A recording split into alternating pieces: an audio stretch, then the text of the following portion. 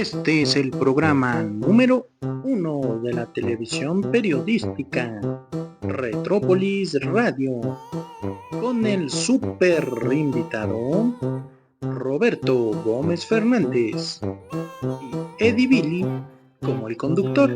Dirección: Eduardo Sarasua.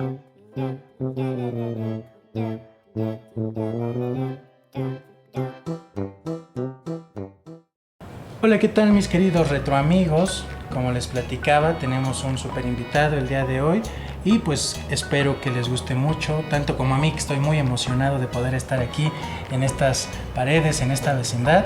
El día de hoy nos acompaña el señor Roberto Gómez Fernández. Bienvenido a Retrópolis Radio y muchísimas gracias por la entrevista que nos estás otorgando. No, hombre, al contrario, feliz de recibirlos, muy contento de poder platicar contigo, con todos ustedes. Y ahora sí que aquí estoy y bienvenidos. Muchísimas gracias, bienvenido tú también.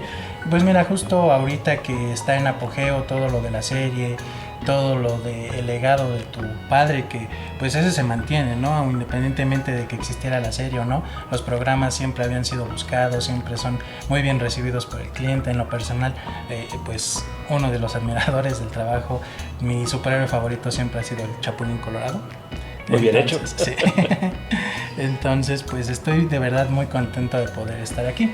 Pero platícanos un poquito, queremos conocer un poquito más sobre ti, no solamente ahorita de la serie, sino cuál fue tu primer acercamiento directamente para el mundo de la creación de contenido, de la creación de producciones tan grandes y tan fenomenales como lo vemos el día de hoy. Sí, desde muy chico, primero yendo a visitar a mi padre a los estudios cuando iba a grabar lo que primero era el Canal 8, que ahí empezó haciendo su programa. Tenía 6, 7 años y ahí empezaba. Y bien, primero era una diversión, pero fui creciendo y me encantaba lo que sucedía, la magia que sucedía para que terminara siendo lo que vemos en una pantalla.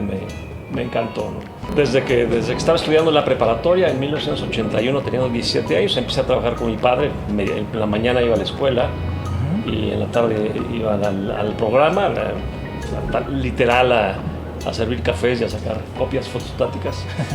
Y de ahí pues, me seguí trabajando hasta que terminó el programa en el 95. Estando involucrado con él, pasé literal por todos los puestos posibles en la producción, inclusive como actor. Pero en todo el proceso de preproducción y en la edición y en la musicalización y después dirección de cámaras, y ahí fue donde me empezó a gustar más, ¿no? ¿Te gusta más? Y después en la dirección de cámaras, bueno, ahí con el programa empecé a hacer algunas cosas. Yo buscaba chamba en las telenovelas y empecé a hacer algunas cosillas ahí en telenovelas de Valentín Pimstein.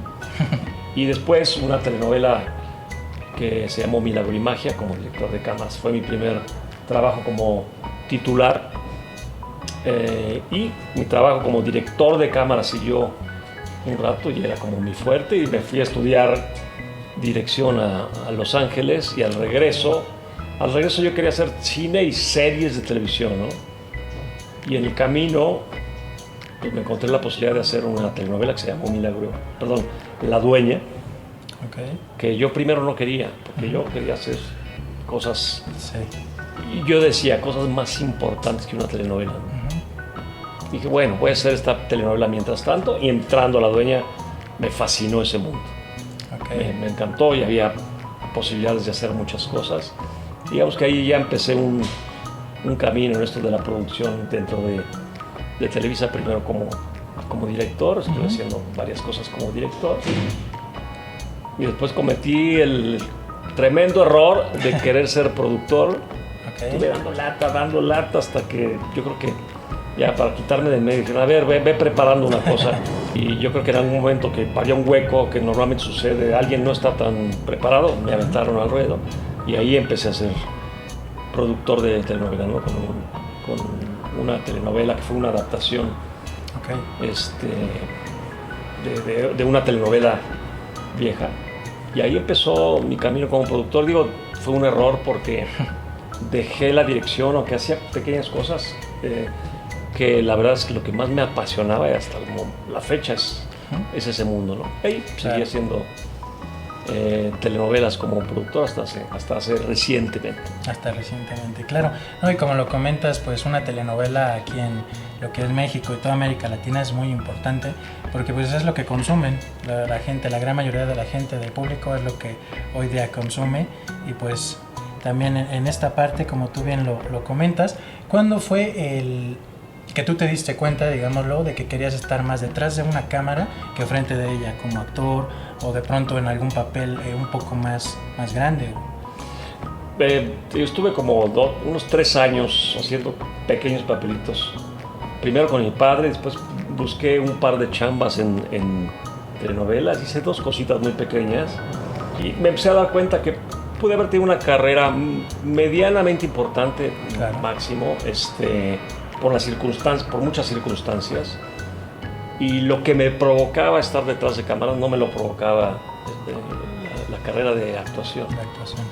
Y sobre todo la dirección. Okay. La dirección y después el guionismo, ¿no? Escribir. Y tal vez fue cuando empecé a hacer más dirección de cámaras y lo que se podía hacer alrededor de eso fue cuando me gustó. Y cuando estaba yo a cargo en La Dueña, esto fue en 1993 y 94, 94 okay, sobre todo, hace ya muchos años, ahí fue claramente donde yo quería seguir en ese camino. Ok, perfecto. Y justo, pues entonces tú has pasado directamente dentro de la comedia, dentro del drama, dentro de estas producciones o géneros, ¿cuál es el que a ti más te gusta, te sientes más cómodo produciéndolo, dirigiéndolo? Lo más difícil es la comedia, sin duda. Es lo más complicado en todos sentidos. De escribir, por supuesto, y de producir, de actuar, de dirigir. La comedia es por mucho el género más complicado. Pero hay cosas de comedia que me gustan, pero lo que más me apasiona es drama en general, ¿no? El melodrama que se produce para las telenovelas, a veces la gente lo desdeña de alguna forma, pero la verdad es que es el género más consumido en el mundo y es el que más potencia tiene. La mayoría de las películas de Hollywood son melodrama vestidas de forma diferente, ¿no? Pero cumplen las reglas del melodrama. Entonces yo creo que ese es el camino que más me gusta. Más te sientes cómodo con ese, digamos. Sí, absoluto. Okay. Y justo ahorita, como bien lo comentábamos, la serie nueva, la serie de Chespirito Sin Querer Queriendo, una de las cosas como más emblemáticas o que pudimos ver que está a detalle y no les falta nada fue cada uno de los personajes directamente. Cuando ustedes hicieron el casting, cuando buscaron a estas personas, a estos actores que se parecieran a lo más cerca posible a las estrellas de esos tiempos, ¿qué es lo que ustedes directamente buscaban en ellos? ¿Cómo hicieron el casting? Platícanos un poco. Fue un casting complicadísimo, por mucho el más complicado en el que he estado involucrado. Primero porque había que encontrar gente que por lo menos nos hiciera referencia a personas reales, que claro, ya hay un problema y son con características muy específicas y complejas, ¿no? Tenían que poder representar a esas personas en 2 aspectos. En los personajes de ficción, ¿no? En La Bruja del 71 tenía que poder parecer La Bruja del 71, pero al mismo tiempo Angelines Fernández, claro, que podríamos decir 2 personajes diferentes, ¿no? Aunque fuera la misma persona. Con la gente, el público muy identificado y conociendo ampliamente sobre todo los personajes y a la persona. Lo que no sucede en un casting normal, ¿no? Normalmente pues, tú le das un personaje que viene de la nada, ¿no?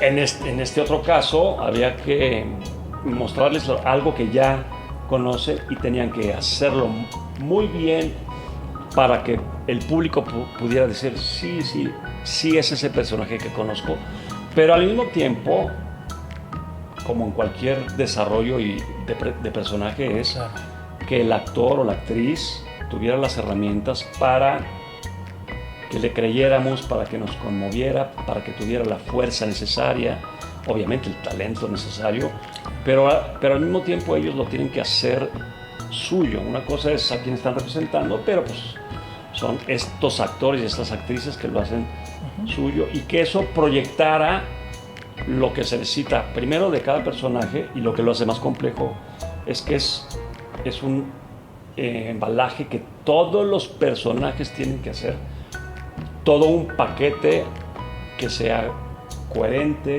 que sea armónico, que eso lo hace también muy complejo en muchos sentidos. Entonces fue larguísimo el proceso, y vimos a todas las actrices y actores posibles que hablaran español, pero al final muy contentos, porque creo que parte del éxito es el elenco que pudimos tener. Claro, sí, cada uno, como tú bien lo dices, pues tiene que representar tanto al actor, digamos, a la persona, como al personaje. Justo eso nos lleva a nuestra siguiente pregunta. ¿Cómo hicieron para que dentro de ese mundo que hoy vemos, una pues readaptación de todos los capítulos, de todos los personajes, no se viera un tanto caricaturesco, un tanto imitación de, por ejemplo, pues hoy día vemos imitadores que de pronto sus atuendos se ven como más apegados a una caricatura que a lo que fue realmente la serie? Un elemento fundamental es que enseñarle verdad a la audiencia, que quiere decir, es un código para que la gente que nos está viendo nos crea y crea que lo que está sucediendo es como cualquier ficción, una película, y aunque sea una película fantástica, Guerra de las Galaxias, la gente tiene que creer que está sucediendo, ¿no?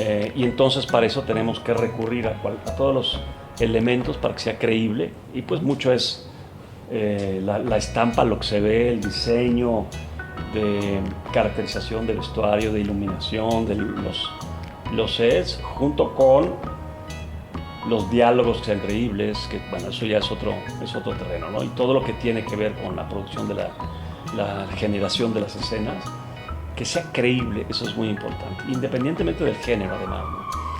Esto que era melodrama también, pero es este tipo de melodrama que debe ser convincente, con mucha verdad, como decimos.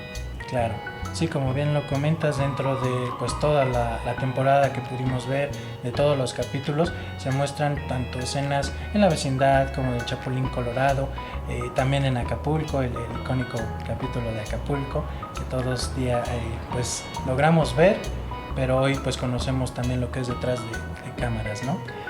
Justo dentro de esto que nos comentas, ¿cuál fue el momento de la serie que más te causó nostalgia, que más te gustó, incluso hasta el más difícil de poder volver a reinterpretar, digámoslo, desde un cero? Son muchos momentos, es difícil de tener como el número uno, pero en Acapulco, por ejemplo, el momento de la fogata, que además era importante procurar reproducirlo muy fiel a como fue, y estando ahí en la playa y viendo los monitores y viéndolo en vivo, pues parecería que estábamos reviviendo el momento, ¿no? Eso fue impresionante.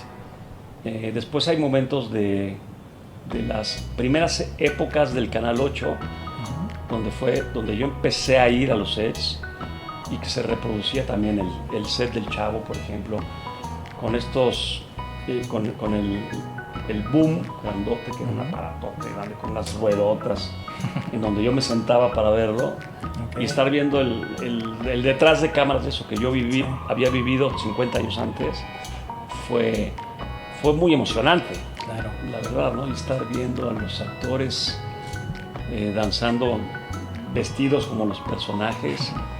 Yo estaba recordando pues parte desde mi infancia y juventud y vida adulta también, en donde fueron momentos que viví de esta parte profesional. Pero también hay momentos en donde estamos en la casa de mi primera infancia, digamos, que también son impresionantes, pero sobre todo cuando lo empecé a ver en pantalla, claro, que retrata muy parecido a la casa en la que estábamos originalmente también. Justo esto que nos comentas dentro de todas las escenas que tú reviviste, que tú tuviste estos flashbacks a tu infancia, a tu adolescencia, pues uno igual como público ha crecido con las series de legado de Roberto Gómez Bolaños, igual, o sea, momentos donde veíamos nosotros que se estaba recreando un capítulo particularmente o personalmente en la familia, siempre fue como, mira, justo como en el capítulo tal y tal y tal. O sea, como tú bien lo comentas, es una parte muy importante de la cultura pop en general dentro de México como de toda América Latina. Y yo creo que muchísimos de los que crecimos con esta escuela, con este tema de esa comedia clásica, digámoslo así, pues hoy día tenemos bastantes recuerdos o incluso los usamos como referencias, ¿no? Ahorita me viene a la mente algo que me acordé justo cuando fui a Acapulco con mi novia. Nos hospedamos en el hotel que está al lado de donde se grabó esto del Chavo del Ocho, incluso en el tema de las puertas giratorias. Recuerdo que pasamos caminando y yo le dije, espérame aquí, le digo, grábame porque voy a ir a la puerta a correr así en círculo a ver qué pasa. Me decía, no, nos van a regañar, ni siquiera nos hospedamos ahí. Le digo, lo hubieras hecho. Sí, ¿verdad? Pero pues son estas cuestiones de que todos, como en México, tienen estas referencias, estos recuerdos, estas etapas dentro de pues esta serie, estos personajes tan icónicos, y que si uno como público que está afuera los vive y se recuerda y lo emocionan, pues imagino que ustedes como familia de Roberto Gómez Bolaños volverlo a recrear, pues fue algo súper fantástico, algo que pues hoy día fue un precedente, digamos así. Sí, el impacto en la familia ha sido fantástico también.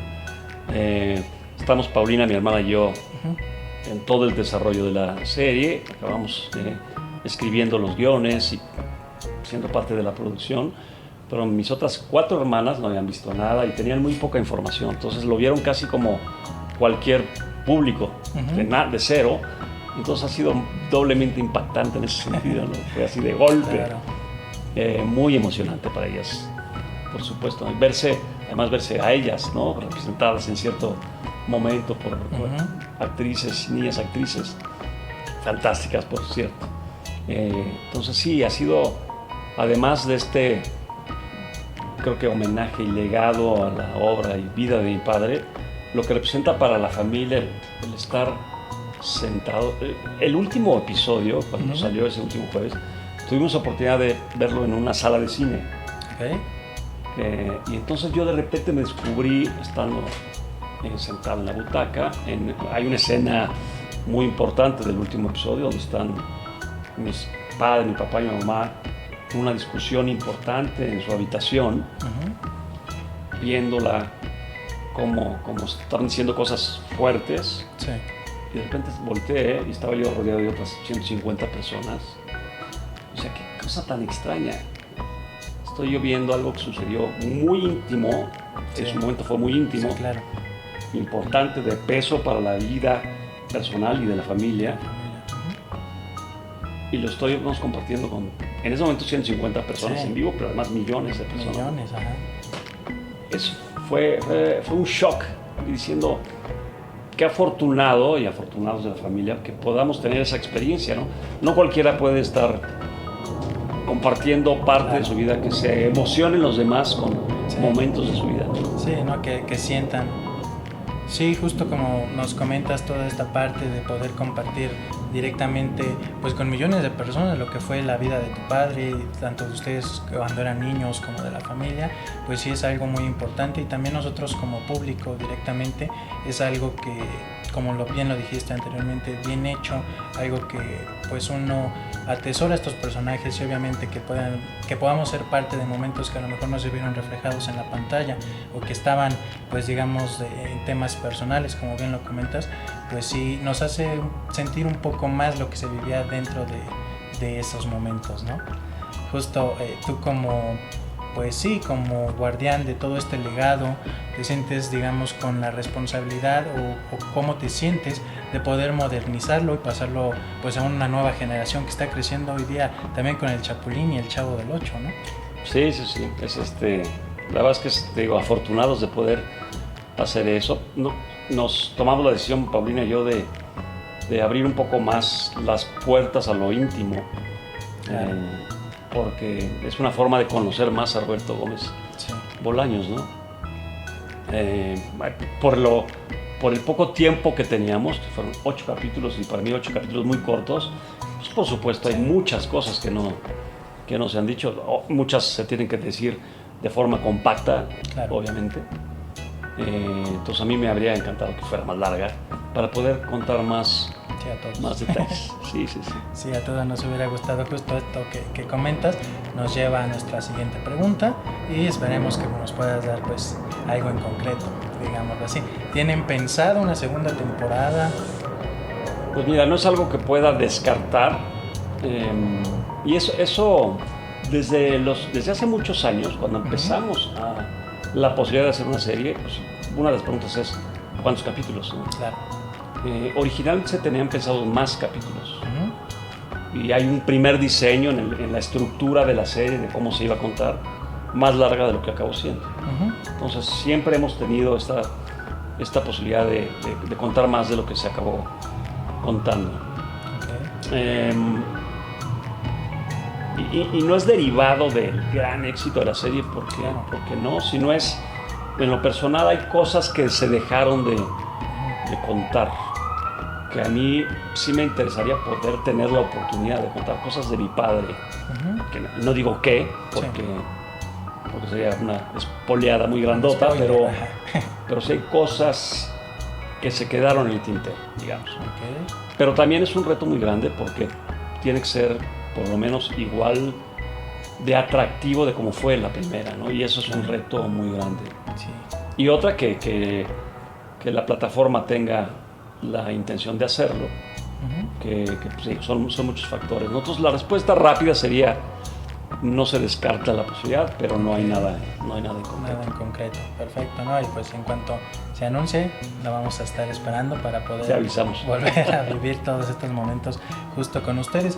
Dentro de los rumores o de los posibles ahí comentarios en internet, existe la posibilidad de que ustedes utilicen este elenco tan maravilloso, tan pues apegado al real para poder hacer alguna otra producción.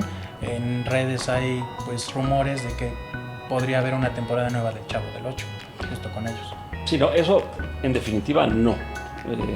No, ni con este elenco ni con cualquier otro elenco, ¿no? Okay. Porque una cosa es esta representación de la vida real en donde sobre todo representaban no al personaje sino al actor. O sea, no al señor Barriga, sino a Edgar Vivar y así. Pretender copiar esta joya maravillosa que es la serie original del Chavo sería un error monumental de mi parte, ¿no? Y además, pues, yo siendo el responsable, lo último que debo hacer es pretender copiar la serie original. Entonces, definitivamente no. Incluso en la serie tratamos de dosificar mucho, porque cualquier representación, por lo más bien que pudieran estar los actores, no van a estar como lo hacían los actores originales. Claro. Entonces por eso lo minimizamos, lo hicimos muy pequeño. Y entonces, en resumen, es un no, nunca pretendería yo, sería el peor error de mi vida, pretender copiar, repito, esta joya que es la serie original del Chavo o del Chapulín Colorado, Claro. porque eso sería inalcanzable e inigualable. Sí, claro, y que como bien lo comentas, pues es actualizarlo, o sea, dar un poquito más de información, de que a lo mejor nuevas generaciones lo conozcan, pero sin nunca poder igualar lo que fue en sus tiempos el Chavo del 8, el Chapulín Colorado, Chompiras también. Exacto, correcto. Hay otras probabilidades que estamos evaluando y desarrollando, de tal vez el desarrollo de un personaje fuera del contexto de la vecindad, por ejemplo, y en otro tiempo. Cosas por ahí sí son muy atractivas porque además es salirte completamente de lo que ya se vio, ¿no? Y por ahí sí hay oportunidad, ¿no? Tenemos, por ejemplo, a manera de ejemplo, la serie de Merlina, de Wednesday, que es derivado de Los Locos Adams.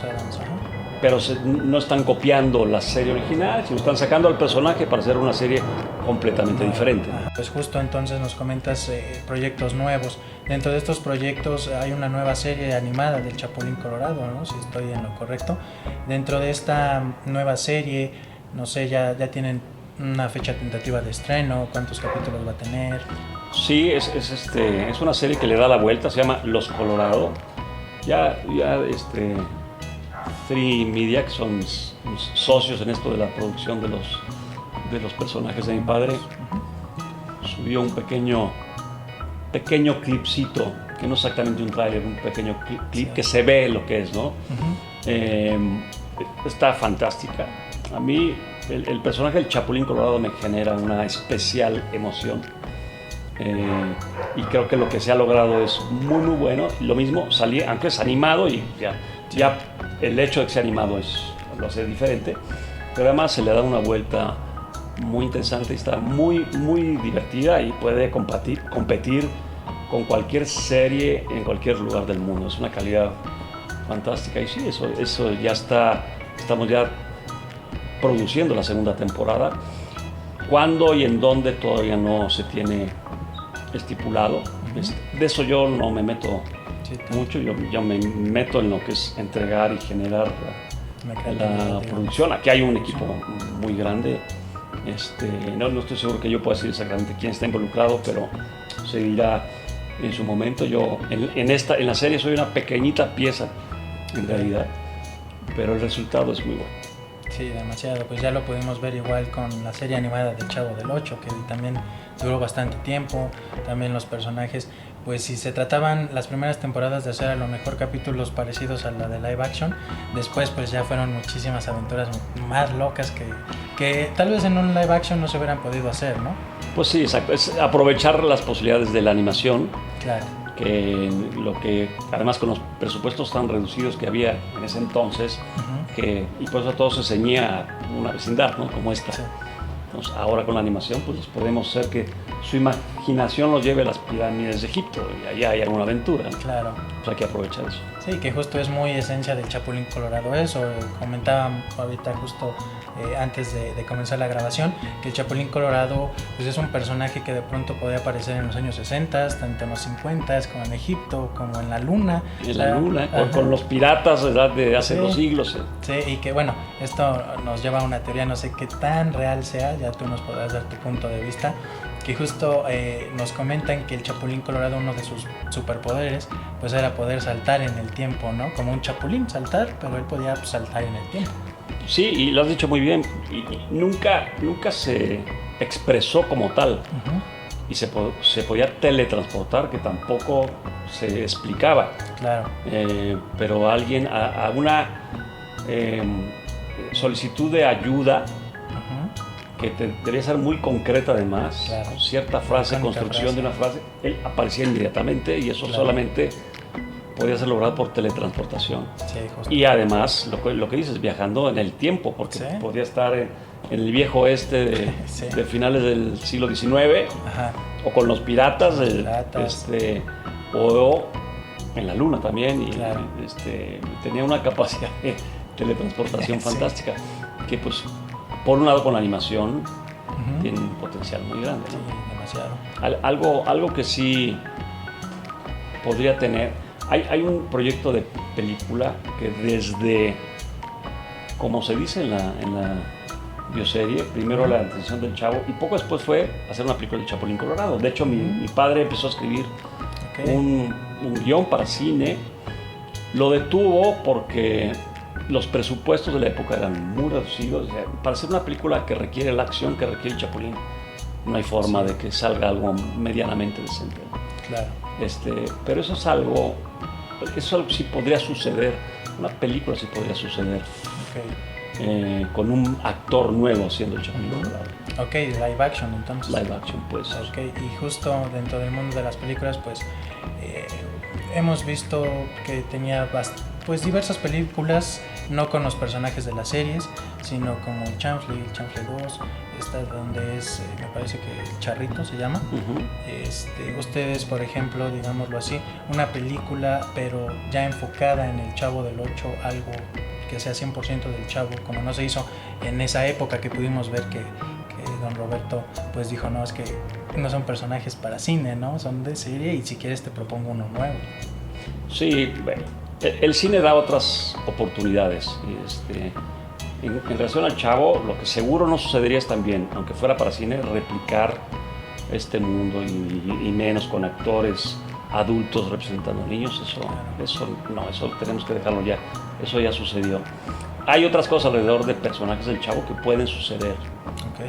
Para serie y para cine también hay oportunidad. Y el chanfle es algo que se puede explotar de manera muy interesante. Todo lo que te platico son cosas que hemos estado explorando claro, que se tienen pensadas en diferentes años, ¿no? Y al igual que la bioserie, que nos tomó mucho tiempo para poder hacer lo que hicimos, algo con un producto de altísima calidad. Sí. Lo mismo sucederá con lo que viene, ¿no? Lo de la serie animada del Chapulín es una calidad excepcional y en todos sentidos, ¿no? No nomás lo que ves, sino los guiones, las actuaciones, las voces, tal, todo tiene un talento extraordinario. Con todo debo hacer lo mismo, ¿no? Tener muchísimo cuidado, entonces por eso toma tiempo. Claro, que de hecho esto que nos comentas de las voces dentro de la animación es algo que también ha sido muy apegado a lo que ya conocemos, ¿no? Directamente Jesús Guzmán como voz de tanto el Chavo del Ocho como el Chapulín Colorado en la serie que tenían pasada. ¿Vuelve en esta serie como el Chapulín Colorado? Sí, no, Jesús Guzmán es fantástico haciendo las voces de los dos personajes precisamente, porque además no nada más es imitar el timbre, sino implica muchas cosas, ¿no? Claro. La actuación, por decirlo de alguna forma, Jesús Guzmán lo logra fantásticamente. Sí, justo esto que me comentas del actor Jesús Guzmán es algo que de hecho en sus múltiples plataformas pues él lo comenta, ¿no? Directamente cuando fue a hacer el casting para hacer la voz del Chavo del Ocho, y que tiene una anécdota muy, muy padre justo con tu padre, el señor Roberto Gómez Bolaños, que él sí logró escuchar, o sea, antes de en este tipo de casting ya la voz oficial del Chavo del Ocho. Sí, claro, porque la serie animada del Chavo se produjo antes de la muerte de mi padre. Él pudo ver las 8 temporadas que existían. Sí. Son 137 episodios que para una serie animada es una bestialidad, son muchos. Y fue porque tuvo muy buena aceptación. Sí, y más para una serie, o sea, mexicana, digámoslo así, porque pues producciones extranjeras igual tienen una duración importante en canales extranjeros, pero para una versión animada de una serie mexicana es algo que no se había visto pues antes. Sí. Creo que afortunadamente la vecindad del Chavo daba para generar algo bueno, y también se le dedicó los recursos necesarios para hacer una producción también importante. Claro, sí, fue importante, fue como te digo, pues sí, algo que no se había tenido precedentes dentro de América Latina, dentro de México. Justo pues se puede ver el legado histórico, la dedicación y el profesionalismo que le dedican tanto pues, a las nuevas producciones que tienen que ver con el mundo de Roberto Gómez Bolaños. Que justo esto nos lleva a la siguiente pregunta. Tú, para tu trabajo hoy en día, ¿qué es algo que tú le aprendiste al señor Roberto que hoy día sigues utilizando dentro de la creación, dentro de la dirección, de las cámaras, de todo lo que sea, como bien nos lo comentas, entregar un producto de calidad? ¿Qué es lo que tú le aprendiste y que hoy día sigues trabajando? Es una pregunta difícil de contestar porque son muchas cosas, pero tratando de resumirlo, una es que hay que trabajarle mucho. Claro. Esa es tal vez la principal. Él mismo decía, ¿no? Cuando le preguntaban de dónde le llega la creatividad, es una respuesta que le da a mucha gente que tiene que ver con el mundo creativo, pero él decía, la inspiración te puede llegar, pero te tiene que encontrar sentado trabajando, claro, o trabajando de cualquier forma. Y era dedicarle con mucha disciplina muchas horas al día al trabajo. Eso una. Otra muy importante era el rigor del trabajo, la disciplina en general, claro, en donde era perfeccionista y cuidaba todos los detalles, ¿no? Hoy se puede ver ya a retrospectiva, a detalle, los cuidados que tenía la serie del Chavo, por ejemplo.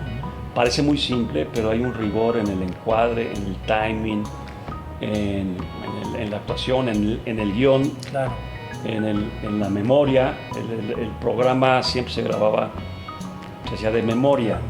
Suena como obvio, pero en esas épocas todavía hay gente que lo hace. con un pequeño audifonito, así Sí. que decían chícharo, el Chícharo. apuntador. Todas las telenovelas se hacían así, con alguien diciéndole, todos los programas de comedia inclusive. Y quizá uno de los que hace una diferencia importante es, uno, hay que seguir aprendiendo todos los días se puede seguir aprendiendo, y una de las mejores formas es observar, obviamente ver contenido, ver cine, ver televisión, ver teatro, ver cualquier cosa que tenga que ver con alguien haciendo contenido. Bueno, hoy a él no le tocó, pero ver cosas que suceden en las redes, estar viendo y observar lo que sucede en el mundo, en la vida cotidiana. De ahí surgen muchas cosas buenas. Mucha creatividad, que justo como bien lo comentas fue pionero en muchísimas cosas, tanto lo que fue el mundo de la comedia, también como avances técnicos dentro de las producciones. Esto que veíamos en el Chapulín Colorado de usar los efectos del croma, que era algo pues muy avanzado para la época, cómo él vivía estos avances, cómo de pronto los conocía o cómo se le ocurrían, cómo llegaban hasta él. Ahora sí, observando precisamente, y su idea surgió del efecto que hacían en los noticieros, que era en el ciertos noticieros con el fondo azul, entonces solamente se usaba el azul, que le incrustaban imágenes. Claro. Y en algún momento pensó que yo puedo hacer muchos trucos con base en eso, ¿no? Apoyándose en ese momento, poco tiempo después, en Enrique Segoviano, que fue un apoyo importantísimo en el surgimiento, en el crecimiento, en el desarrollo de El Chavo y el Chapulín, Claro. en donde Enrique Segoviano se convirtió en el que más sabía de cómo manejar esos efectos, ¿no? Entonces hicieron una mancuerna muy buena en eso. Una mejor mancuerna, que justo esto que nos comentas también lo pudimos ver en la serie, el tema de que se le ocurre el croma cuando lo está viendo el noticiero y todos estos avances que él utilizaba, su comedia bastante innovadora, como bien te lo comento. Si tú el día de hoy estuviera vivo o fuera más bien su época, digamos, de creación de personajes, de contenido, el día de hoy de tu padre, de don Roberto, ¿cómo crees que él se adaptaría a estas nuevas generaciones, nuevos contenidos, nuevas plataformas? Yo creo que aprovecharía muy bien los recursos de hoy. No estoy seguro si para cosas muy chiquitas, pero todo lo que tuviera que ver con el consumo masivo, que es lo que él era experto, digamos, Sí. y siempre fue aprovechando los recursos al alcance, pero lo más avanzado en su momento, para poder aprovecharlo en las circunstancias en las que estaba, ¿no? Claro. La escasez de recursos, de tiempo y de dinero, sobre todo, él pues las transformaba en obtener el mayor provecho posible. Esa pues, es una forma creativa inclusive de conducir. Pero sí, estoy seguro que le daría vuelo a las posibilidades de todo lo que tiene que ver con los efectos que se hacen hoy. Sí, claro. Pero no por el efecto en sí, sino para poder tener la mejor comedia posible. Claro. Sí. Sí, que fue algo que siempre fue su sello, ¿no? Sí, sacarle jugo a las herramientas para generar comedia, pues era lo que sabía hacer.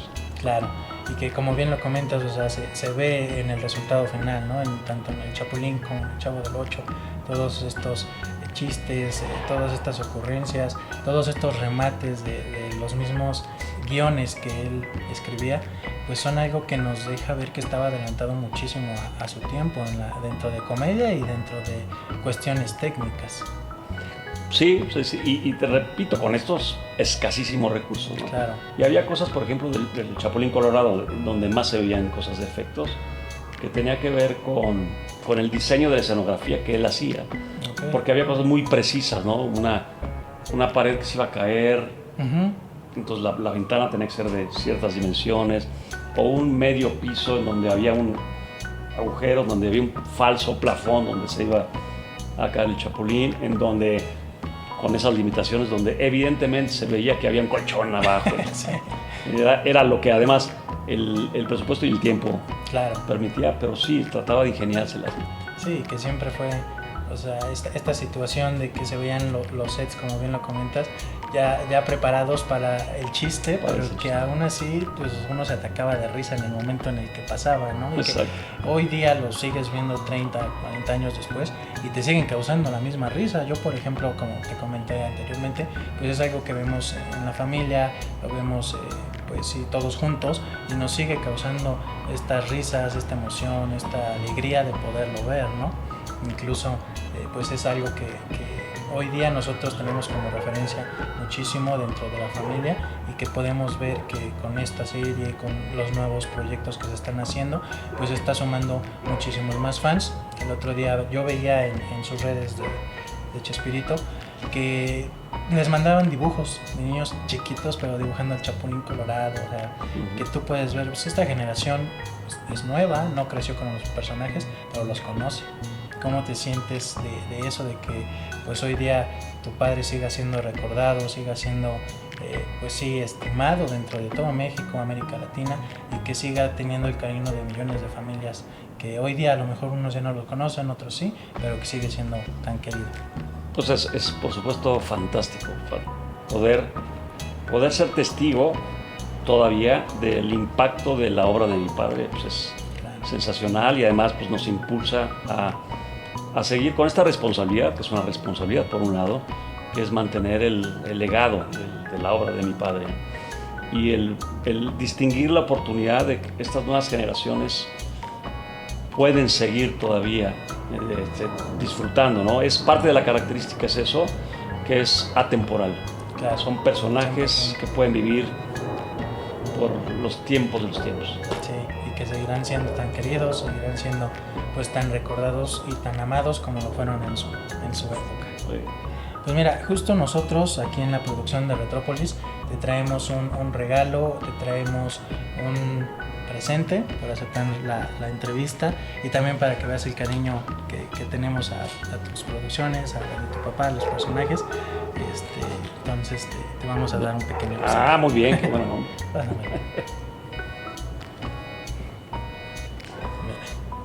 Este es un chapulín. ¡Órale! Un bochito dentro de la vecindad, y wow, pues te lo entregamos, es hecho a mano, digámoslo así. Ve nada más. Esperemos que te guste mucho. No, bueno, está fantástico. Claro. Muchísimas gracias, cara. No, tendrá un lugar especial, sin duda. Sí, esperemos que te guste bastante. Wow. Pues es una obra 100% de aquí, de mi hermana, de mi papá también. Y pues te lo mandaron. Muchas gracias. Con muchísimo cariño. No, me encargaron que fuera una entrega 100% personal en tus manos, y esperemos que te guste muchísimo. Ahorita que lo enseñe aquí en la oficina me lo van a querer robar. No, ese es tuyo. Les podemos hacer los suyos, pero eso es para ti. Muchas gracias. No, al contrario, muchísimas gracias a ti. Y pues también tenemos 2 pósters para ver si nos los puedes firmar. Son de la serie. Estos, pues, uno es para nosotros, personal, para nuestras oficinas, y el otro es para rifarlo entre los seguidores, igual tanto de Retrópolis como de sus páginas de Chespirito. Entonces, mira, te hago la muestra de los pósters para que puedas ver el... Voy a dejar aquí tantito. Sí, claro, sí, para que podamos ver el diseño. Está todo dado. Ándale, pues. Ah, qué padre. Y pues ese vamos a tener uno para nosotros y uno para poderlos rifar en. Buenísimo, ahorita le doy una poderosa ahí.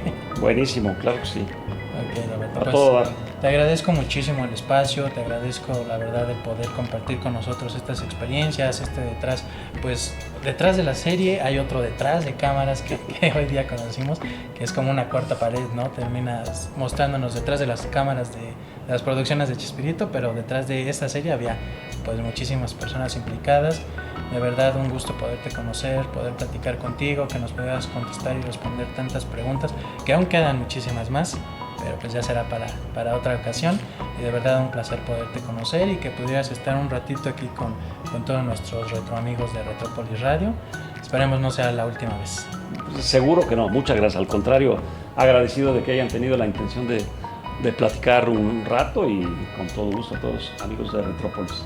Muchísimas gracias, Roberto, y pues nos vemos en la próxima. Nos veremos en la próxima. Gracias. Muchas gracias.